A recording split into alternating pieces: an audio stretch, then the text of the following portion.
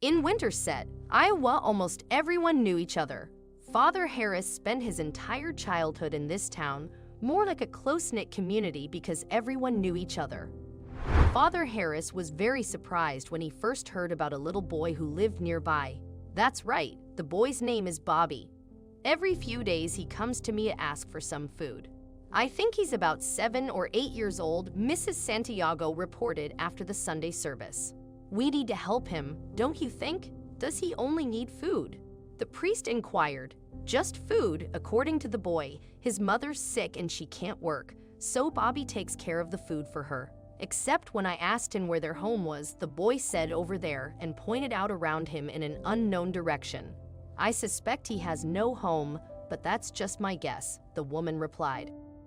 Thank you for the information, Ms. Santiago. If anyone else has heard of this boy, I'll ask around, Father Harris promised. However, he learned nothing new. According to one of the residents, Mr. Jenkins, he once saw a boy cry at a bus stop. But his attempt to talk to Bobby was unsuccessful because he ran away at once. After hearing the words, the priest assumed that the boy was uncomfortable in the presence of a strange man. More often than not, Bobby would show up in town to get food and then immediately disappear. As some townspeople noticed, the boy would change his face dramatically. When someone suggested that we go to his mother's house together, Father Harris could no longer stay away. One day, he waited for Bobby to show up in a town in the boy's hands with a bag full of food. The priest realized that Bobby was headed to the outskirts of Winterset. It was an abandoned part of town where no one lived. Father Harris was seized with anxiety. Certainly, their town was not the coldest in America, but the weather was cool on those days. The priest tried to move as quietly and inconspicuously as he could. Suddenly, he realized that he had lost sight of the boy. His hope of finding Bobby was fading before his eyes. Suddenly, a dog barked near Bonnie. Father Harris looked up and saw that the dog has not left the small, unsightly building on the vacant lot. There was snow around the shack, and it was probably not much warmer inside than it was outside.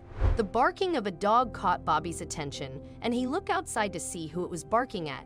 At that moment, the boy saw Father Harris. His eyes rounded with surprise. "Don't be afraid. I came here to offer you help. I've been told about you by the townspeople. I want to talk to your mother." "Is she there?" inquired the priest, pointing at the shack. "Can you help us?" Bobby asked with childlike directness. When the priest assured him that he had come here for that very purpose, the boy disappeared into the shack. A few seconds later, he emerged holding the hand of a little girl. She looked to be about 4 years old. "Is that your little sister?" clarified Father Harris. "Yes. Mama's gone. She's dead. Daddy's gone too. He was gone before Mom was gone.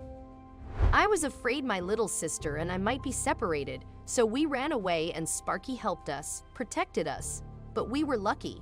The people here are nice," Bobby shared. "That's really true.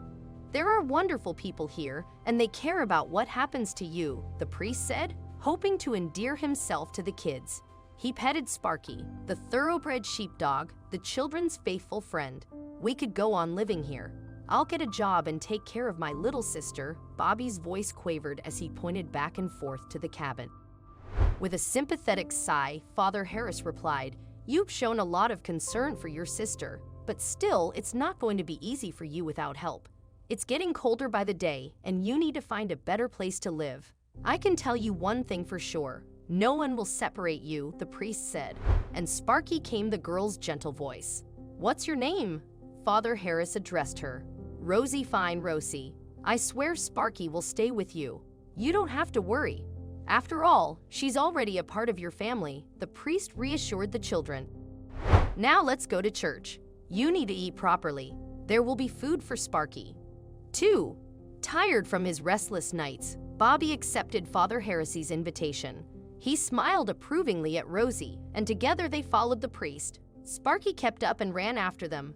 Father Harris led the children to the church back room where the spare cribs were located. The priest prepared in advance for the children's arrival. After supper, the brother and sister went to bed. Sparky stayed behind to watch them sleep. In the morning, Father Harris began to collect the information about Bobby and Rosie's mother. He learned that the woman had passed away about 3 months ago. The priest then tried to ask social services if they could help the children with a new home. In response, Father Harris heard that the children had been searched for these months. The social worker thanked Father Harris for his involvement and said that the children definitely needed a new family. But Mrs. Santiago told the priest that she had one good couple in mind who couldn't manage to have a child themselves. According to the older woman, the McCartney family deserved only positive reviews. In addition, the couple was very fond of dogs in the social service. The proposal of Father Harris concerning potential parents was well received. An important prerequisite for establishing custody of the children was for the couple to complete the necessary paperwork and successfully pass the background check. While this whole process lasted, the children were under the care of Father Harris and the nun. 2 weeks later, the McCartneys welcomed Bobby and Rosie into their home. They sincerely thanked Father Harris and Mrs. Santiago for their participation and help, and all the townspeople were happy to help the two young children.